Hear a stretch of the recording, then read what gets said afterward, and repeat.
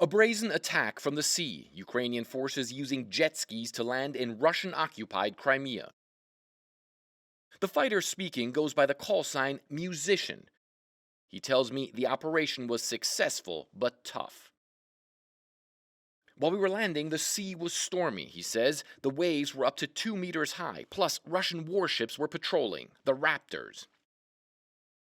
The Ukrainians say they also managed to destroy Russian military gear before racing off across the Black Sea, using larger boats to carry fuel for the jet skis on the long journey back to Ukrainian-held territory.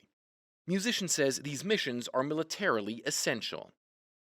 It helps our forces in the trenches, he says. We distract the enemy's attention towards us, and the enemy is forced to relocate their personnel and vehicles to the Crimean seaside.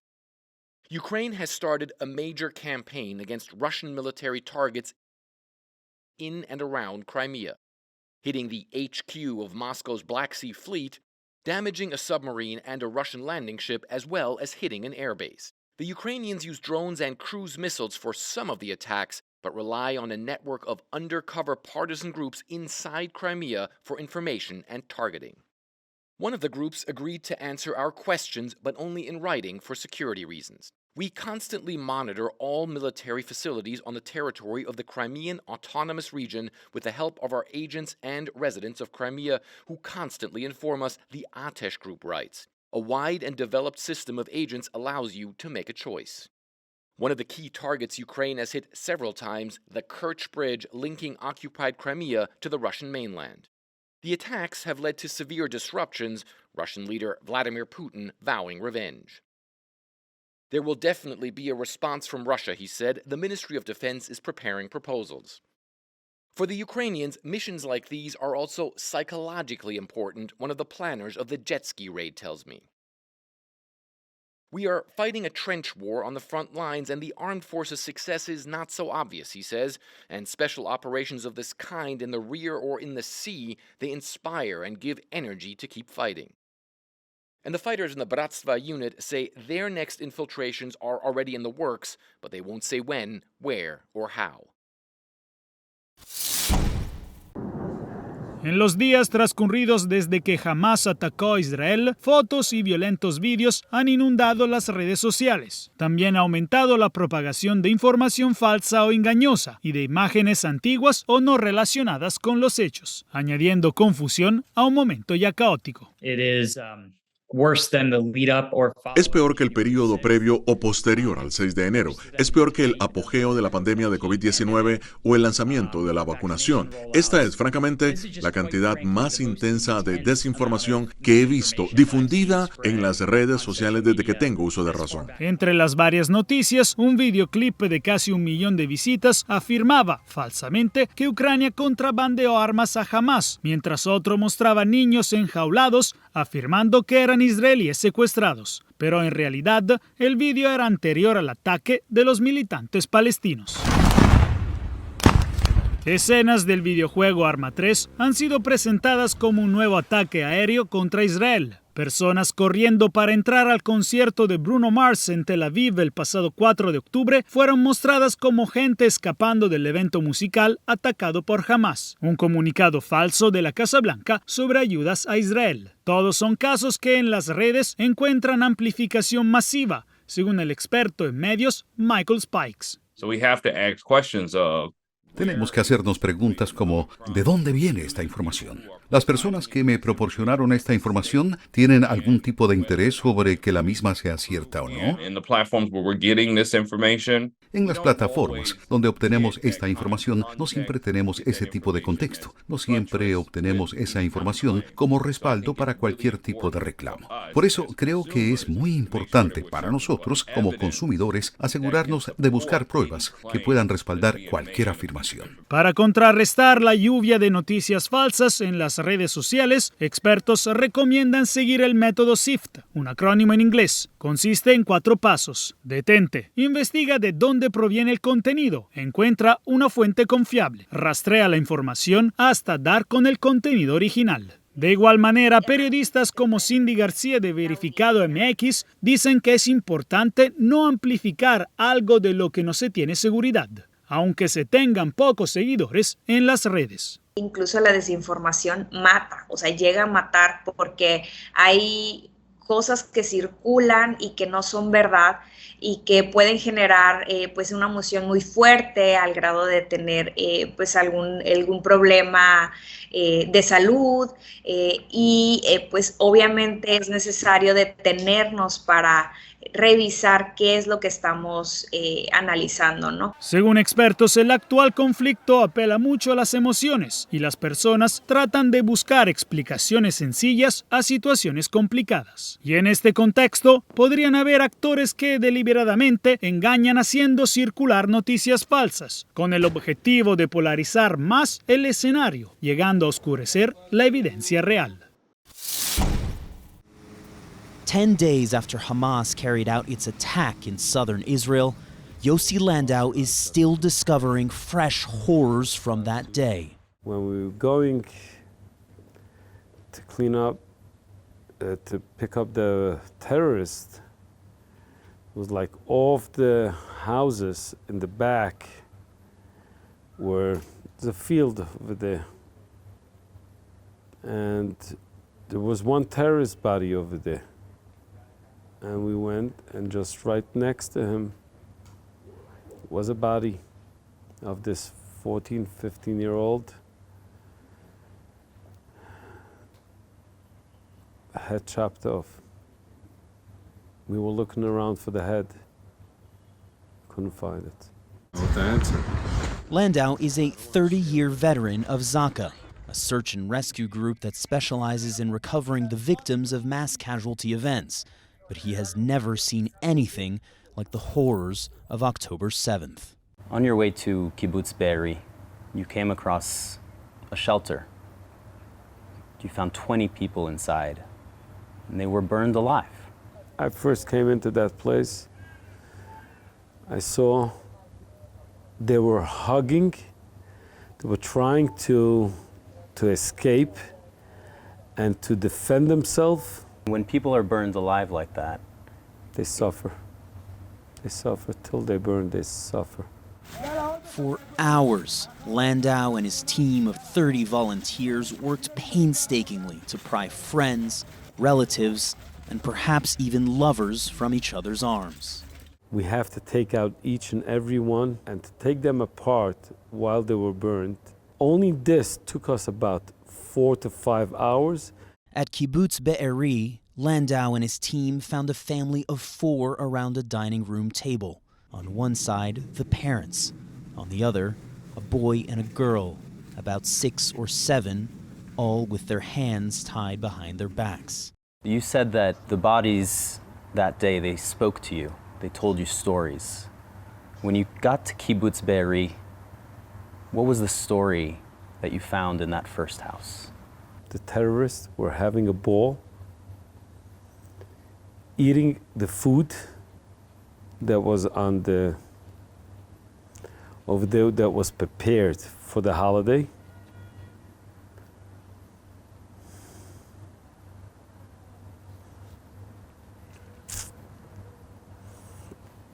Landau said all 4 had a bullet hole in the back of their heads and signs of torture. And I saw the father. It was fresh. It wasn't something that he was suffering to be missing an eye. He was missing an eye. This happened next to the children. Children screaming, I'm sure. In another house, Landau found a pregnant woman, shot from behind and stabbed in her stomach. A knife stabbed in the baby, and the mother is lying on the stomach, big pile of blood, and shot in the back. Same thing came up. Question. Who was first? And we had a debate. Are we going to use 2 bags or 1 bag? We decided we're going to use 1 bag. We are not the evil people to separate the infant from the mother. No, we're not going to do it.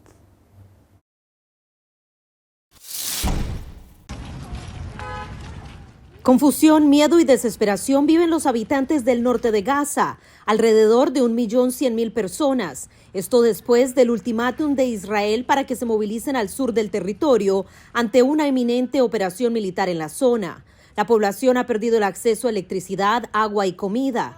Y a esto se suman los cientos de personas en los hospitales que, como el resto de los civiles, no tiene a dónde llegar. Los judíos arrojaron panfletos pidiendo que se evacuara la zona. Vivo en las Torres de Audé. Mientras tanto, los esfuerzos diplomáticos estadounidenses para rescatar a los rehenes avanzan con la visita del secretario de Estado Antony Blinken, quien se reunió este viernes con el rey de Jordania Abdullah II y el jefe de la autoridad palestina, el presidente Mahmoud Abbas. Desde Qatar, Blinken urgió a Israel a evitar la muerte de civiles en Gaza. Nosotros continuamos discutiendo con Israel la importancia de tomar todas las precauciones posibles para evitar el daño a civiles. En la zona fronteriza de Gaza se vive una fuerte tensión con la presencia de las fuerzas militares israelíes que empezaron a movilizar tropas y tanques. Esto paralelo a la llegada de más ayuda militar estadounidense, así como la visita a Israel del secretario de Defensa Lloyd Austin. El portaaviones Gerald Ford se encuentra en la región, liderado por el portaaviones más grande del mundo. Hemos aumentado los escuadrones de aviones de combate en el Medio Oriente y el Departamento de Defensa de Estados Unidos está completamente listo para desplegar activos adicionales si es necesario. Estados Unidos se asegurará de que Israel tenga lo que necesita para defenderse, e Israel tiene derecho a proteger a su pueblo. Entre tanto, continúan los esfuerzos para identificar a las víctimas en Israel. Las fuerzas de defensa israelíes permitieron el acceso de los medios de comunicación locales e internacionales para verificar y compartir la manera en que se adelanta el proceso. La Organización de las Naciones Unidas describió la orden del ejército israelí como imposible de cumplir y dijo que la evacuación podría tener consecuencias humanitarias devastadoras. Durante esta jornada, las autoridades reportaron disturbios y enfrentamientos en la zona de Ramallah. Esto mientras avanza el plan de acción por parte del gobierno de Benjamin Netanyahu. The suspect in the stabbing death of 6-year-old Palestinian-American boy Wadea al-Fayumi in the Chicago area was smoldering with hatred toward Muslims, according to new court documents. They cite Wadea's mother telling authorities that just moments before the attack, Joseph Zuba approached her and said he was, quote, angry at her for what was going on in Jerusalem. The documents cite the suspect's wife as saying he, quote, listens to conservative talk radio on a regular basis and had been getting increasingly upset at events in the Middle East. Wadea's incredulous, heartbroken family addressed the hatred. We are not animals. We are humans. We want people to see us as humans. This comes as the FBI says it has seen an increase in threats inside the U.S. since the start of the Israel-Hamas war, threats targeting Jewish and Muslim citizens and institutions. The emotional reaction to what is going on in Israel and Gaza is very, very strong. This is not just a news story for a lot of people. This is a story that they feel very strongly about emotionally. Today, a sober warning from the Homeland Security Secretary. We remain very concerned about the lone wolf, the individual incited to violence by an ideology of hate. The FBI has just arrested this man, Jeffrey Hobgood of North Carolina, for sending threatening emails to a Jewish center in the Charlotte area. According to the FBI's criminal complaint, Hobgood said in the emails, quote, I am going to take every one of you out, using expletives saying, we are at war and your citizens started it. Guess who's going to finish it? This man, Carl Mintz, was arrested in recent days and charged with making threats of violence on social media against Palestinian Americans in Dearborn, Michigan, which has one of the largest Arab American communities in the U.S. We know that dehumanization has a linkage to violence. It starts off with dehumanizing a group of people, then this otherizes them, and then it opens them up to a mob-like mentality of people to target. Inside the U.S., experts say, the threat from lone wolves to commit anti-Semitic and anti-Muslim violence is a threat that is notoriously tough to track. Lone actors are very hard to detect, and they're also pretty hard to dissuade because typically they're acting by themselves. They're not part of a group that can be penetrated by law enforcement.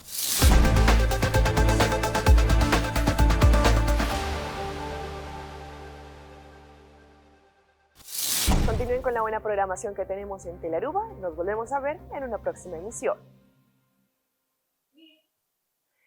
Y yo soy Alejandra Forero, presentadora de Primera Plana, y quiero invitarlos para que ustedes nos sigan en las redes sociales de Telearuba para que tengan todos los días una dosis diaria de inspiración, información y entretenimiento.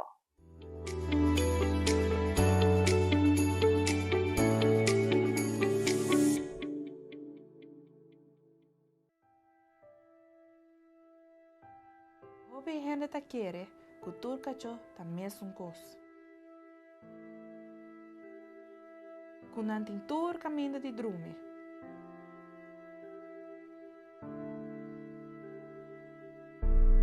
Inan por hunga unda kuta.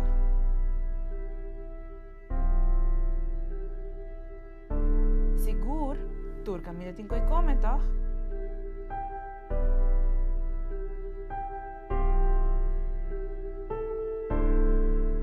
Pero en realidad ta hopileo.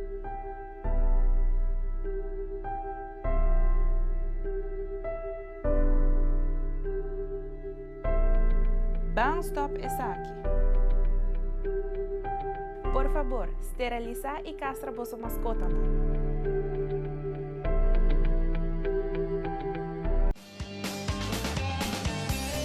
Nos mainta turja luna jaranson y javierna de nuevo para su norte mainta. Repetición a tarde y su siguiente día. Riba live streaming. Nos mainta ta entretener, educar y informar. Nos mainta aquí na mes na Telearuba.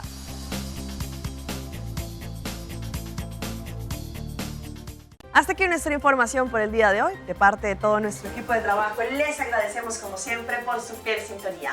Continúen con la buena programación en Telearuba. Nos volvemos a ver en una próxima emisión. 3, 2, 1, clear. Mi nombre es Jerica Benítez, trabajo en el departamento de Telenoticia, en el área de Primera Plana. Recuerda seguirnos en nuestras redes sociales porque tu opinión es muy importante para nosotros y queremos saber qué te gustaría mirar.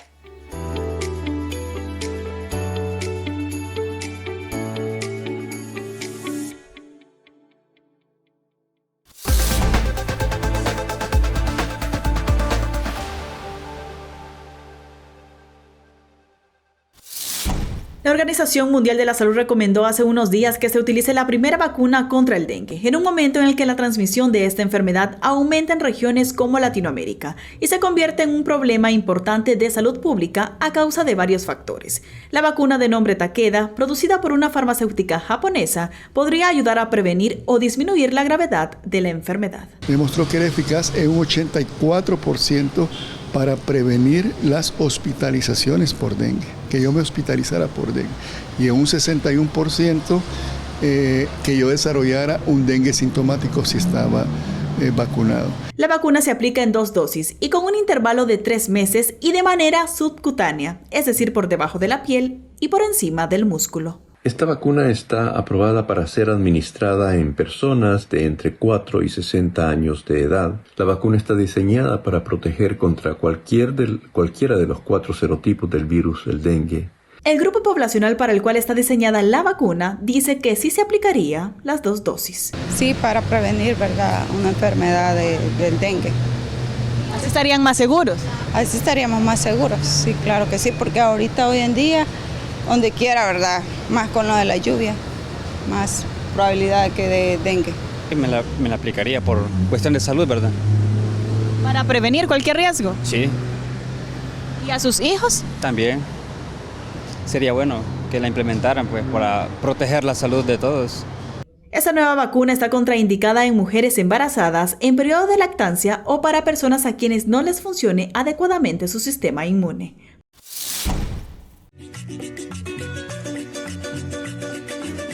Desde las montañas de Copán en Honduras, Julio, Emilio y José Domingo Medrano se iniciaron en el mundo del cultivo del café, lejos de imaginarse que su grano 50 años más tarde se vendería en Estados Unidos.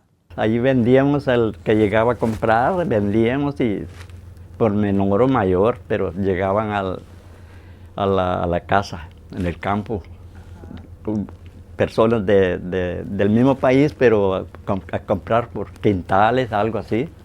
Y de una comercialización netamente local, no fue sino hasta el 2017, cuando Raúl Medrano, de la segunda generación familiar, emprendió el camino para unir la oferta centroamericana con una potencialmente segura clientela en Estados Unidos. Así nació en Washington, Café Medrano. El primer año literalmente era un negocio de maleta. ¿Y cómo de maleta? De maleta en que cuando yo viajaba, traía 50 o 100 libras de maleta, ya café ya empacado, tostado desde allá, para dar degustación de aquí para acá, para ver si hay interés y deseo y aceptación del producto. Y así fue. Tanto que me quedé corto, rapidito, con el café que traje de allá inicialmente cada vez que viajaba. Como esta historia, muchos son los emprendedores latinos que se han abierto paso en el competido mercado estadounidense. Café hondureño, cereales como la quinua peruana y hasta salchichón dominicano llevan el sello latino y ya se han afianzado en el llamado mercado nostalgia.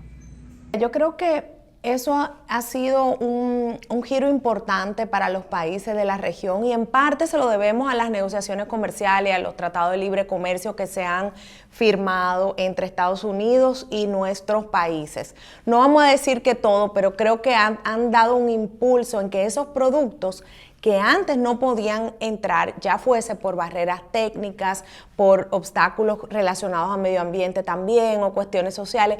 En los últimos años, Estados Unidos ha creado puentes y mecanismos de integración con miras a fortalecer las economías latinoamericanas en su propio terreno y permitir la salida de sus productos a mercados internacionales. Y tenemos estos mecanismos de integración que son o foros empresariales o también foros que aglutinan a través de los organismos internacionales y políticos, como el SICA, el Sistema de Integración Centroamericana, que nos trae a toda la mesa y permite que tengamos una conversación e intercambiemos conocimiento sobre cómo vamos con el tema de las pymes, que son el motor que mueve nuestras economías, por cierto. También con la globalización, productos como Café Medrano y empresas pequeñas y medianas en la región tienen varias opciones de expansión en el resto del mundo. Sabe que ahora que el Reino Unido ha salido de la Unión Europea, está mucho más abierto a interactuar y negociar y tener negocios con Latinoamérica. Cada vez se apunta a un consumidor más educado que entiende que hay que ponerle valor a lo que es el comercio justo, a lo que es la valoración de la biodiversidad y de la cultura, de la identidad. Y es que el mundo está cambiando y la apertura económica se refleja en las oportunidades.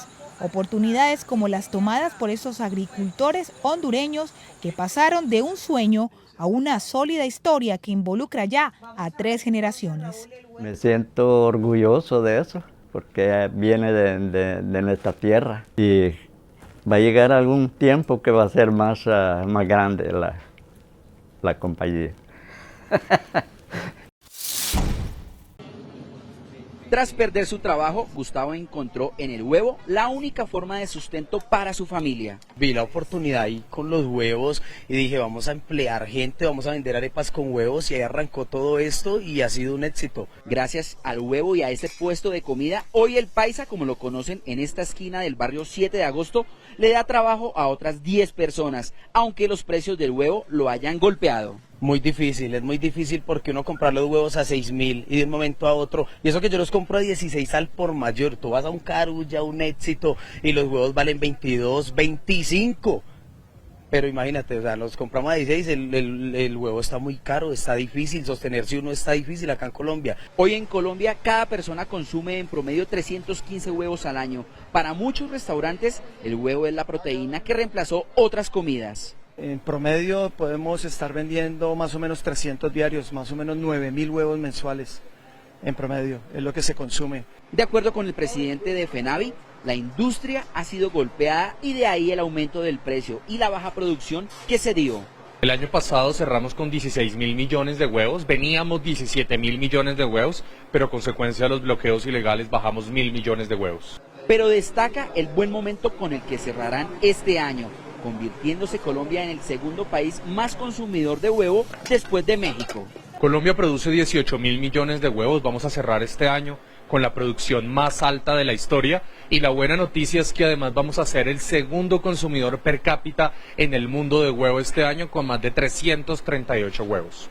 Una buena noticia para este gremio que hoy celebra el Día Mundial del Huevo, premiando los mejores restaurantes de las ciudades.